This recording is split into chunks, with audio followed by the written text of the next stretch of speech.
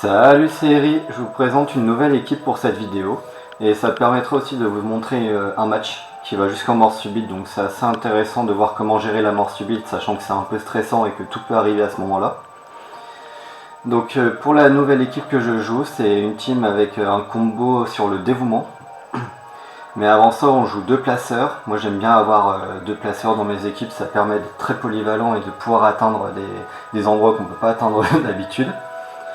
Donc avec un premier placeur avec le SRAM qui peut faire peur pour placer, il peut faire diversion en plus pour mettre de dos. On sait que les dégâts de dos sont augmentés de 40%, de côté c'est 20%, donc c'est toujours intéressant d'augmenter les dégâts. Et un double pour gêner, pour créer une entité qui fait chier tout simplement, bloquer les lignes de vue, etc. C'est les signes pour soigner. Le deuxième placeur Kacham Shamrak, tout simplement avec le panda. Et il a 7 PA pour pouvoir aussi faire coup de bambou et un arc. Un coup d'arc, comme ça tape, et ça augmente encore plus les dégâts à notre équipe. On met de dos, on met coup de bambou, c'est 70% de dégâts en plus. Donc, le Xelor dévouement qui joue entre deux personnages clés, donc dans l'initiative, vous voyez c'est 30, 25, 20, donc ça se suit, et le Xelor est entre les deux. Donc on a le Sadida qui permet de taper avec Ronce qui tape vraiment très fort, surtout en UPA. Une bloqueuse qui permet d'avoir une invocation très gênante, vous allez voir que ça va être très utile pour ce combat. Et une puissance sylvestre, donc ça c'est le sort que vous mettez un peu à tout au Sadida, peu importe ce qu'ils ont comme sort, c'est vraiment très fort, vous pouvez vous immuniser pendant un tour et comme ça vous bougez le focus sur un autre personnage. Donc le Xelor qui joue entre les deux, donc le Xelor il va faire dévouement et ralentissement, donc il gère les PA, donc il augmente de 2 ou il réduit de 1 les PA des adversaires. Donc le but c'est de jouer le dévouement sur le Sadida, le tour d'avant. Donc le tour T vous le jouez sur le Sadida, et le tour T plus 1, vous avez le Sadida qui joue, vous faites vos deux ronces, vous faites votre dévouement sur le prochain personnage qui est le Feka, et qui fera ses deux attaques nuageuses. Donc en parlant du Feka justement, il tape avec les nuageuses. Il peut aussi avoir faiblesse pour contrer un peu au corps à corps, pour gérer un peu les rushs ou pour faire chier en réduisant les dégâts, l'esquive et puis même les faiblesses des adversaires. Et il a rebond qui a un petit sort de sustain justement pour permettre de résister un peu plus si besoin. C'est pas le meilleur sort de sustain du Feka, mais ça permet quand même de sauver un tour, donc c'est cool. Donc c'est vraiment, voilà, le but c'est d'avoir le Xelor entre deux personnages clés pour avoir 8 PA le même tour. Et pour son équipe à lui, donc je lance pas tout de suite le match parce que ça va aller très vite, il a deux Xelor qui sont exactement pareils, je vous mets juste la première fiche, avec la poussière temporelle pour taper de loin en zone, comme Flask, et un contre qui permet justement de renvoyer les dégâts, surtout sur le Xelor ça augmente quand même de 50%, et un ralentissement, donc comme ça il a 7 PA et il peut faire poussière temporelle et ralentissement, il tape et en plus il entrave, et en plus il est insensible au ralentissement lui-même, et insensible à la guigne. Et puis des augmentations de dégâts feu pour taper les poussières temporelles à, je crois, 16 ou 17. Donc c'est vraiment très fort. Et un Feka bien tank, qui a tous les sorts d'armure. Donc pour bien résister, il a faiblesse comme moi pour encore rajouter des faiblesses dégâts aux adversaires. Donc vraiment on tape rien du tout. Et la téléportation pour se mouvoir. Et bien sûr la Raziel pour taper, donc faire faiblesse plus la Raziel grâce au combo grâce au combo 7PA, pardon. Oula. Le Coco pour augmenter les résistances avec la Drale ou coiffe, et puis un Dofus Emerald pour augmenter les PV. Vous voyez qu'il a 145 PV, il a 30% de résistance, puis il s'en rajoute 45. Donc ça fait 75% de résistance partout. Donc c'est assez huge. Donc je lance vite fait le combat. Donc il va s'avancer avec ses Xelor, il va commencer à faire contre, donc comme ça il se prépare. Et vous voyez qu'on peut commencer sur une case PO sur cette map, je m'en rappelais plus, c'est la première fois que je joue sur cette map en une quarantaine de combats. J'y jouais bien sûr à l'époque mais je m'en rappelais plus. Donc on va en profiter. Donc je mets de côté parce que je peux pas mettre de dos, j'ai pas assez de PO. Donc je me prépare, j'avance mon panda, j'avance mon Sadida. J'invoque pas tout de suite la bloqueuse parce que je sais que la bloqueuse va servir à bloquer son Feka, je vais vous expliquer après. Et avec le Xelor, donc je fais dévouement sur le Feka. Donc là je vous fais pas la stratégie de faire dévouement sur le Sadida puis ensuite sur le Feka, mais déjà je fais tout de suite le Feka pour taper directement son Xelor parce que j'ai l'opportunité, donc autant le faire. Alors certes je tape, donc c'est cool, mais le problème c'est que lui il va m'allumer derrière. Et en plus j'ai pris déjà 9 dégâts grâce au renvoi de dégâts. Vous voyez il tape du 16 et je crois que l'autre va taper du 17 et en plus il me fait un petit ralentissement. Bon le ralentissement je m'en fiche un peu. C'est pas grave sur le FK. J'ai pas trop une team qui prend les ralentissements donc c'est cool. Donc voilà, j'ai plus de 28 PV déjà sur un personnage, vous voyez que je prends vraiment cher et encore il a pas tapé en zone, hein. Donc il pourrait taper sur plusieurs personnages. Donc là j'ai envie de bloquer le box où il est, donc je mets un double. On verra qu'il sera pas très utile. De toute façon j'hésite à remplacer le double par brume mais je verrai ça plus tard. Donc bon je me mets là avec le panda, avec le sadida, je me place ici, ok. Et puis je vais faire dévouement normalement sur le sadida si je me trompe pas. Hop. Alors j'ai fait dévouement sur le panda, je pense que j'ai fait un misclick, hein. Normalement je fais toujours dévouement sur le sadida. Donc toute la stratégie que je vous explique depuis le début, je la respecte même pas. Bon de toute façon c'est pas grave, hein. Le dévouement sur sadida aurait servi à rien sur le coup. Là avec le FK je fais le rebond puis je vais taper. Et vous voyez que malgré ces ralentissements j'ai toujours 6 PA grâce au dévouement de tour d'avant. Le dévouement permet de dodge un peu les retraits PA. C'est une mécanique à savoir. Donc voilà, il trouve quand même une belle zone où il tape quand même mon SRAM. Sans avoir le FK dans la zone, comme ça il ne se prend pas les dégâts du rebond. Hop, donc je soigne un peu mon FK, mais bon, je pense qu'il va mourir très vite. Le double il s'avance, voilà, il va commencer à bloquer les Xelor, donc c'est cool. Vous voyez que je fais tout pour gérer les Xelor avant de gérer son FK. Hein. Le FK, je vais juste lui mettre une bloqueuse dans son dos. Bon, je mets un coup de bambou, mais ça servira pas à grand chose. Voilà, je me mets là et je mets une bloqueuse ici. Et comme ça, elle ira ici pour aller bloquer le FK. Un FK glu, c'est vraiment très dangereux, très fort quand ça vous tacle en permanence. Mais quand vous avez une bloqueuse, bah, il peut pas se mouvoir parce que la TP c'est tous les 6 tours. Alors je me suis mis ici, c'est pour aller récupérer ensuite avec mon panda normalement. Donc je prends quelques dégâts. Donc là je vais commencer à allumer un peu son Xelor, mais comme j'ai pas pu faire dévouement, bah, je peux pas taper plus que ça. De toute façon j'aurais même pas fini. Donc là avec la petite carte plus 10% il tape vraiment fort. Et voilà, il trouve les bonnes zones pour me tuer mon FK et mon panda. C'est un peu dommage, mais sur cette map je suis un peu contraint de me faire taper plusieurs personnages à chaque fois, c'est dommage. Donc là je mets son Xelor de dos, donc il a 16 PV et puis mon panda ira le finir. Donc là c'est un choix assez dur à faire parce que je peux pas sauver mon Xelor, mais je préfère finir son Xelor à lui. Parce que sinon il pourrait me finir mon SRAM facilement. Donc je le sauve d'une autre manière, je fais un vent repoussant sur mon Xelor pour le repousser du tacle, du FK. Mais vous voyez que lui aussi il a vent repoussant, donc il va pouvoir faire vent repoussant sur la bloqueuse pour ensuite venir sur mon Xelor. Vraiment la map qui est très exiguë comme ça, on peut pas vraiment fuir, c'est dommage. Mais bon, c'est comme ça. Donc mon Xelor, il est contraint d'être contre son FK. Il fait un contre, il fait un ralentissement. Alors normalement, il peut lancer contre et puis lancer derrière la poussière parce que contre redonne les PA normalement. Contre, voilà. Le Xelor récupère 2 PA après avoir lancé contre et contre ça coûte 2 PA donc il aurait pu taper. Mais il a préféré ralentir, mais je pense qu'il pouvait taper, il l'a pas fait, je sais pas pourquoi. Donc moi je vais en profiter, je vais commencer à taper. Hein. Voilà, rond ça fait plaisir, ça fait mal, mais moi aussi je prends pas mal de dégâts à cause du contre. Hein. C'est vraiment c'est fort quand même contre. C'est pas beaucoup joué, mais sur des 3P comme ça, les Xelor contre, ils sont assez efficaces. Hein. Donc là j'arrive encore à esquiver, enfin j'arrive à esquiver, c'est appréciable. Sinon je pense que mon Xelor était mort hein, sans ça. Hein. Alors il lance pas de DK flip, alors ça m'a tapé du 11, mais bon j'avais 15 PV donc ça pouvait jamais finir. Pas de DK flip, vous le faites quand le gars il a plus que 5 PV par exemple. Parce que ça tape du 12 maximum, mais c'est de la RNG.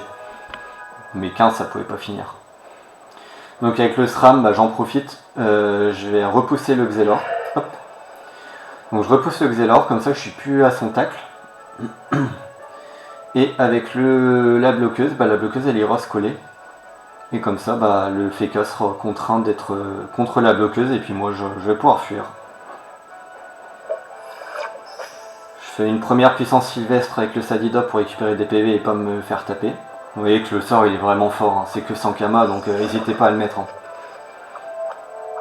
Donc là vous voyez il peut pas me taper, je récupère des PV, franchement c'est un très très bon sort. Voilà, il remet ses armures, de toute façon il est contre la bloqueuse, il va pas pouvoir partir à cause de la DS Pandawa. Dans tous les cas il a pas d'esquive. Faut savoir que la DS Pandawa retire 20% d'esquive, donc la bloqueuse qui a 80% de tacle, les 20% de moins, ça fait 100%, la bloqueuse taclerait à coup sûr. Vous voyez, son Xelor quand même se met à couvert derrière mon double, et mine de rien ça m'embête. Ça m'embête parce que sans ça je pourrais vraiment l'allumer beaucoup plus rapidement, mais bon. C'est comme ça. Donc là j'avance avec mon panda, hein. De toute façon le but c'est de pas lui donner de zone. Donc là avec le dieu Sadida je pourrais invoquer une bloqueuse, c'est cool. Et puis je vais taper une fois. Je sais pas si c'est la bloqueuse la plus utile du monde mais ça le gêne beaucoup. D'ailleurs dans son équipe, s'il avait des fuites du temps sur le Xelor pour se téléporter, je pense que ça serait fort. Hein. Parce que là c'est trop facile de les bloquer, surtout sur cette map là. Voilà, le panda est encore bloqué contre la bloqueuse, donc il reste contre. Il attend patiemment sa téléportation. Voilà, vous voyez, à chaque fois je prends des dégâts, donc c'est assez fou les dégâts qu'il met. Ah, il s'est fait tacler par le double, je sais pas pourquoi, je pense qu'il viendrait là. Il aurait voulu venir là, mais bon, ça aurait rien changé.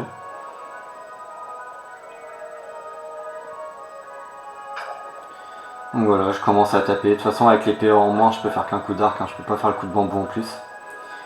Alors là, je fais une erreur assez grossière. Je me mets ici en pensant qu'il peut pas avoir la ligne de vue sur mon Sadida, mais si, parce qu'il a juste à taper là, et je vais prendre les dégâts. Donc là, c'est une erreur de ma part, c'est dommage. Je continue à faire des mouvements sur ce que je peux, donc c'est le SRAM. Donc voilà, il fait sa TP. Et il vient ici pour... Ah bah il vient ici, ok. Et ok, il veut faire un sacrifice sur son Xelor, donc le Xelor je peux pas le taper. Si je tape le Xelor est retiré de tous les tacles. Après si le Feka était en plein milieu là, je sais pas si ça aurait été mieux d'ailleurs. Aucune idée. Mais bon, je préfère ne pas taper, je préfère vraiment que le Xelor il meure, parce que là c'est pas là où sont mes DPS. Hein. Si le Xelor se retrouve là, il survit quelques tours. Hein. Or que là il va survivre, il va pas survivre longtemps. Bon, je fais un coup de dague à -1. Je vais pouvoir taper 2 fois mon Xelor. Et je vais pouvoir repousser avec mon SRAM. Voilà à quoi sert un SRAM, hein, c'est vraiment utile. Voilà, il a tapé là. Ça a tapé mon Sadida. Et du coup il me reste plus que 4 PV, donc ça c'est dangereux et j'ai pas envie que mon Sadida meure parce que il a la bloqueuse. Hein. Et la bloqueuse j'en ai besoin pour gérer le Feka. Surtout que là vous voyez on est tour 10, la mort subite va arriver. La mort subite c'est tour 15. Et donc un Feka en mort subite ça peut être très très dangereux parce que s'il prend la dernière case et qu'on n'arrive pas à le déloger, bah on a perdu. Et en parlant de dernière case, si je me souviens bien, elle est ici. Ça c'est la dernière case qui tombe en mort subite. Donc celui qui est ici, il est tranquille normalement. Voilà, il va taper mon SRAM. Là, le SRAM par contre, il a plus le droit de se refaire taper. Hein, parce que sinon il va mourir. Et bien sûr je peux pas le soigner parce que c'est le seul à avoir la Célestine. Là, il va faire ralentissement, coup de poing pour taper mon panda. Ok. Donc voilà, je peux repousser pour me barrer. Je mets de dos, mais c'est pas très utile parce que dans tous les cas, je peux pas tuer. Hein. Si je fais pas le coup de bambou, je peux pas tuer. Et comme il m'a fait ralentissement, bah, je peux pas faire mon combo coup de bambou et arc. Voilà. Il reste un PV. Donc j'aurais quand même mis 11-12 tours pour tuer les Xelor. Hein. C'est pas rien.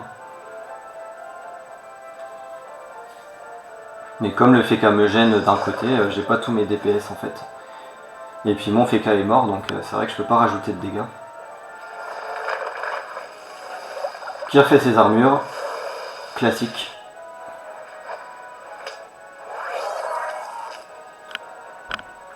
Et il avance. Il avance, il se cache des ronces, c'est pas mal pour lui.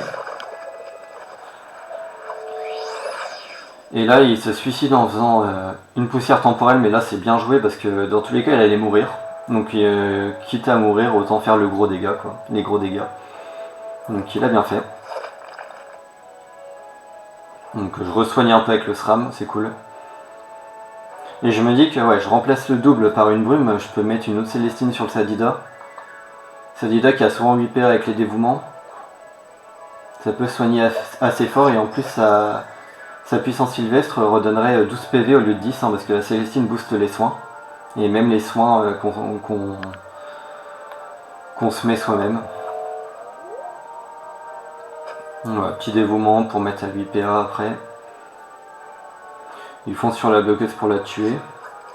Il la tue ou il la laisse peut-être à 3 PV. Non, il la tue. Et il y a l'autre bloqueuse là, donc je peux pas réinvoquer pour l'instant.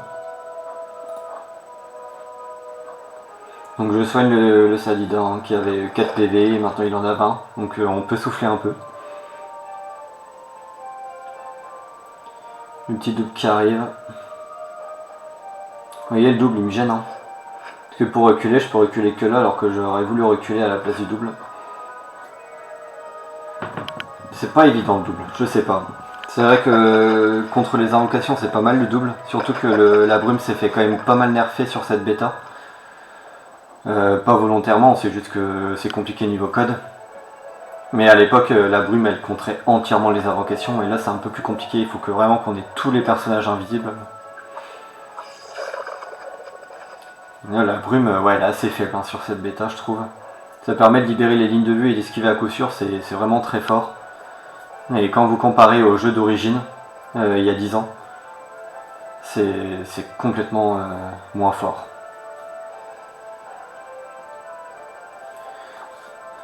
Tac. Donc le panda, bah, de toute façon je vais reculer, je crois que j'envoie la bloqueuse. Hop, vous voyez le placement, hein, c'est vraiment très important, comme ça je peux envoyer la bloqueuse pour qu'elle aille se faire tuer par le Feka. Je sais pas s'il va la tuer dans tous les cas, je crois qu'il attend une TP hein, là, de toute façon. Et moi je me prépare à l'accueillir, tout simplement. Donc pendant ce temps-là, je vais vous parler un peu de la mort subite. Donc la dernière case, elle est ici. Vous voyez que là, il y a les premières cases qui sont disparues. Et ouais, la dernière case, elle est ici. Et comment le savoir? Bah, soit vous connaissez par cœur les dernières cases de chaque map, soit vous attendez un petit peu que ça se libère, que pas mal de cases tombent et vous verrez le dernier carré apparaître. Là, c'est vrai que c'est dur de voir que le dernier carré, c'est ici. Et le but quand il y a la mort subite, bah, c'est justement d'aller prendre le dernier carré. Si vous savez que vous n'allez pas réussir à tuer l'adversaire, il faut foncer sur le dernier carré pour pas le laisser à l'adversaire tout simplement. Ou alors vous avez des placeurs pour les déloger. Souvent les teams mort subite, enfin qui ont des grosses forces en mort subite, elles ont des placeurs en basse initiative et comme ça vous pouvez placer les adversaires sur les rebords de terrain et hop, le terrain se détruit et il meurt tout simplement. Alors moi je suis pas en basse initiative, donc si je fais peur contre un rebord, bah, le Feka peut encore se barrer.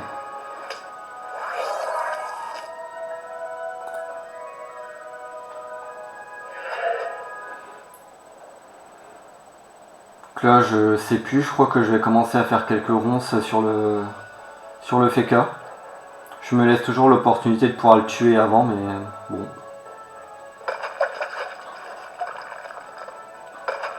Donc pas de coup critique malgré la carte, ça m'aurait fait plaisir.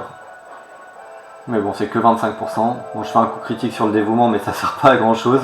8 ou 9 PA, il n'y a rien qui se débloque dans mes combos.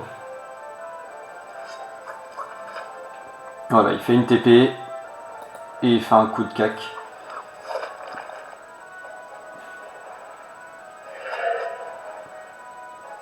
Donc je vous rappelle, la dernière case, c'est celle où mon Sadi est. Vous voyez là, avec les cases qui ont disparu, on voit un peu mieux le dernier carré.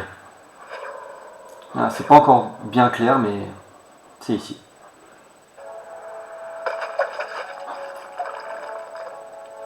Donc je peux taper un peu, c'est cool. Je recule pour pas qu'il me rush. Dévouement, ralentissement, classique avec ce Xelor, je fais toujours la même chose.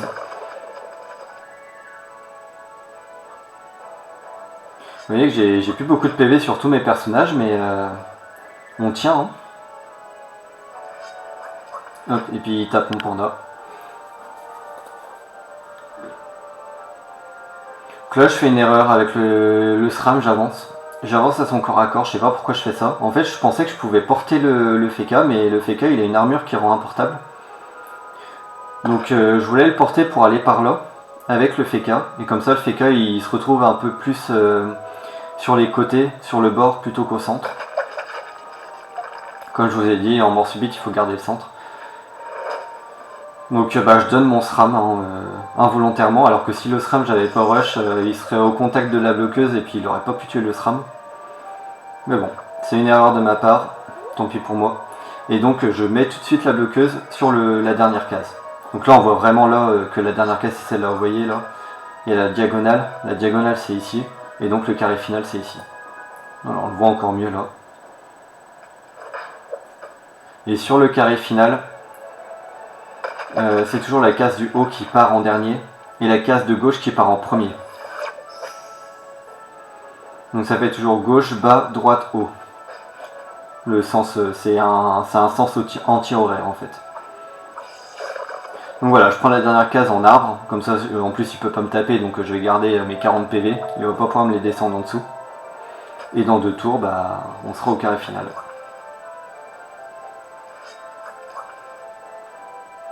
Vous voyez, il tape mais ça sert à rien.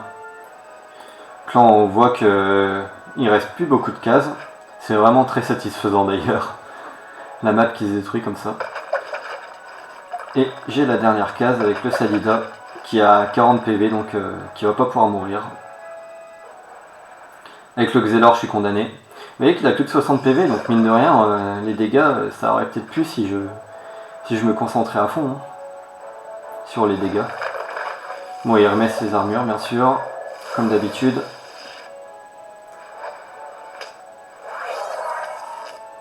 Et voilà. Donc là il y a la dernière case, j'ai mis en pause. Donc cette case là n'est pas libre, on peut pas y aller. Et comme je vous ai dit, c'est toujours un sens anti-horaire et c'est la case du haut qui tombe toujours en dernier. Et si la case du haut est prise par un obstacle, et ce sera celle-là la dernière. Et ainsi de suite. Si les deux là sont prises, ce sera celle-là. Mais je crois pas qu'il y ait de map où c'est comme ça. Par contre, il y a des maps où la dernière case, c'est une case pique par exemple, donc c'est assez dangereux. Ou alors c'est un obstacle, donc la dernière case, ce serait la case du FK par exemple. Mais là, comme il n'y a pas d'obstacle, c'est la case du haut. Donc je répète une dernière fois, la première qui s'en va, c'est celle de gauche, ensuite celle du bas, ensuite celle de droite, et puis celle de haut. Donc si vous avez celle du haut, c'est bon. Donc là, vous voyez, j'ai celle du haut, donc j'ai gagné. Et puis je peux même assurer le coup en portant, en faisant une tour sur la case du haut, comme ça j'ai 2 personnages sur la dernière case. C'est-à-dire que même s'il m'en tue un, j'ai toujours l'autre qui est toujours sur la dernière case.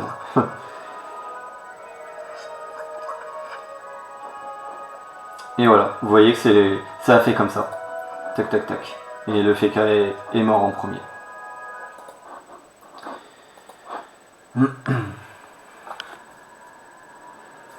voilà, j'espère que le petit combat vous a plu. Comme ça, on a pu voir différents trucs. On a pu voir déjà comment gérer une équipe avec avec un gros Feka. Je sais qu'à bas niveau il y en a pas mal des gros Feka comme ça parce que ça, les équipes sont pas trop préparées à affronter ce genre de gros personnage tank. Donc si vous voulez battre ce genre de personnage, soit vous avez des gros dégâts neutres, comme Coupé par exemple, surtout que Coupé tape en fonction des PV de l'adversaire, donc plus il a de PV, plus Coupé fait mal. Vous avez la même chose avec tout rien de l'Eka Flip. Et sinon en dégâts neutres vous avez du poison, des Dopu avec peur, ou avec coup sournois, ou flèche de recul, même si c'est un peu moins efficace. La roulette qui peut marcher un petit peu. Et si vous n'avez pas de dégâts neutres assez forts comme moi où j'ai que peur, et ben soit vous avez beaucoup de dégâts de base et vous traversez les résistances, comme moi par exemple où je peux baisser les résistances de l'adversaire, soit vous avez beaucoup d'entraves et vous vous en occupez à la longueur en fait, enfin vous vous en occupez sur 10 tours, mais comme vous l'entravez, bah, il viendra jamais vous faire chier, un peu comme moi quoi. Alors moi ce qui est fort contre ça, ça peut être l'entrave PO pour avoir une TP moins efficace. Vous avez l'entrave PM aussi, comme les Feka Glu ont souvent que 3 PM, bah, ils viendront jamais vous avoir au corps à corps après la TP. Sauf si vous font une TP et qui vous fait chier. Mais si vous faites une TP et que vous arrivez à le repousser et que vous faites maladresse par exemple, ou des flèches glacées, bah, il est condamné, le Feka il fera rien. Ou alors vous avez des invocations gênantes, style Crackler, bouffe tout, ça peut aider aussi, bouffe tout. Mais la bloqueuse c'est le mieux parce que même s'il la tue, vous la replacez assez vite. Donc c'est vraiment un gros contre à ce genre de Feka. Il y a quand même pas mal d'outils, mais c'est vrai que si vous avez rien de tout ça, bah, il va juste vous arracher et vous pourrez rien faire. Et bon bah après les Xelor là c'est plus facile à gérer on va dire, mais par contre ils ont quand même une grosse force de frappe, mais si vous avez du retrait PO, franchement c'est fort. Vous pourrez l'entraver facilement. Moi j'en ai pas, donc c'est vrai que je me suis pris pas mal de poussière assez gratuite. Et sinon, évitez de vous mettre en zone. Je sais que c'est plus facile à dire qu'à faire, les maps sont souvent exigus.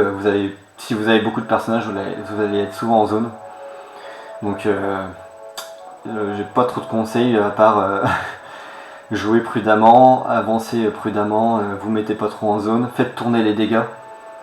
Essayez que quand il y en a un qui prend le focus, vous le remettez un peu derrière et puis vous le soignez, et puis il y en a un autre qui prend sa place par exemple.